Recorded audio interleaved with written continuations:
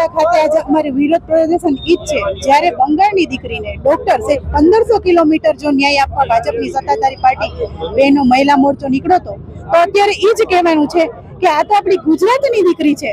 તો ભાનુબેન બાબરિયાને હું કહીશ, દર્શિતાબેન શાહને કહીશ, રીવાબાને કહીશ કે અત્યારે ક્યાં ગુજરાતની દીકરી છે તો તમે સૂતા છો? આ ગુજરાતની દીકરીને ન્યાય અપાવવા તમે બહાર નહીં નીકળો. જ્યારે બંગાળના મુખ્યમંત્રીને તમે રાજીનામું અપાવવા નીકળ્યા હતા, કેમ? તમારી ત્યાં સત્તા નહોતી એટલા માટે. અહીંયા તમારી સત્તા છે એટલે શું તમારા મોઢે પટ્ટી બંધાઈ ગઈ છે?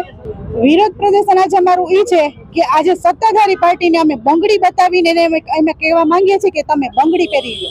તમે એક નામર્દ કહેવાય કે 6 વર્ષની બાળકીને ન્યાય અપાવવા બહાર નથી નીકળી શકતા, એક ટ્વિટર નથી કરી શકતા, એક મેસેજમાં તમે બાઇટ નથી આપી શકતા.